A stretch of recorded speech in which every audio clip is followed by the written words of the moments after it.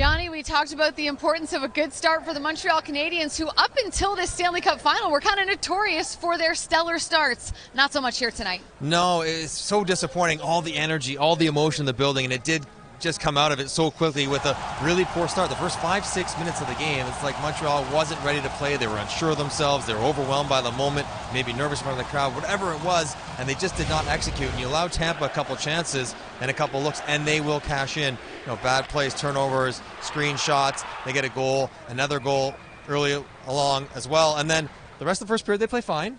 Got back into the game, and then the same thing repeated itself to start the second period. The first 5-6 minutes, Tampa on their toes, making plays, creating offense, and Montreal just trying to stay alive. And you just cannot give this Tampa team those kind of moments, because not only do they get the run of play, but they score enough goals to make a difference in the game. First period, they had 2 goals right around 3.5 minutes apart. Second period, they had 2 goals right around 3.5 minutes apart in the first 5 or 6 minutes of the period. And that was the end of the game. They just cannot afford to have those kind of moments to start a game. Especially with the way that they play. They do not do well when they are chasing the hockey game, which is kind of what they did for the entirety of game number 3 here at the Bell Center. We talked about the fourth period for the Tampa Bay Lightning coming into this game, possibly being a weakness, and John Cooper addressed that. Well, John Cooper obviously was listening to our pregame show. We thought the fourth line might be able to be taken advantage of, and he made the adjustment by putting Tyler Johnson from up on the second line back down to fourth line center, because he wanted a veteran to play in the middle. Didn't want to put on Ross Colton to do that.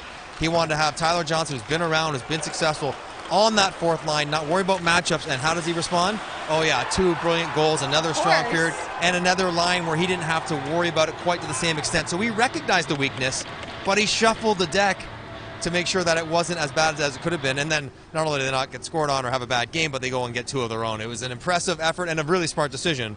Another one by John Cooper. A coach that clearly knows his team very, very well. One more for you. Offensively, what did you notice about the way Tampa played tonight that caused problems for Montreal? Well, we know Carey Price, maybe despite being an excellent goaltender, struggles a little bit with screen shots and finding pucks through traffic. But Tampa's forwards are not the biggest, so they're not going to stand in there and just get pushed out of the way and battle those big Montreal defenders. What they've done with great success throughout this series as well as this game was that they timed their screen so they're slashing through the eye line of Carey Price as the puck is being shot. So Carey Price can see it, and when the puck's on its way, all of a sudden someone's cutting through his eye line. He can't see it. Happened on the first goal, Jan Ruda. Happened on the second goal with Victor Hedman.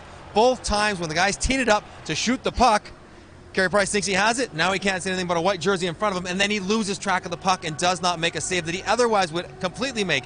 And if the guy's standing there, then Carey Price can work around him as he stands there. But when they're coming through while skating and they time it perfectly like they did, it makes it even harder for Carey Price. They've done it with great success so far in this series. Well, unfortunately for the 3,500 fans that took in this hockey game at the Bell Center, they were treated to a loss in the first Stanley Cup Final game played in Montreal in 28 years.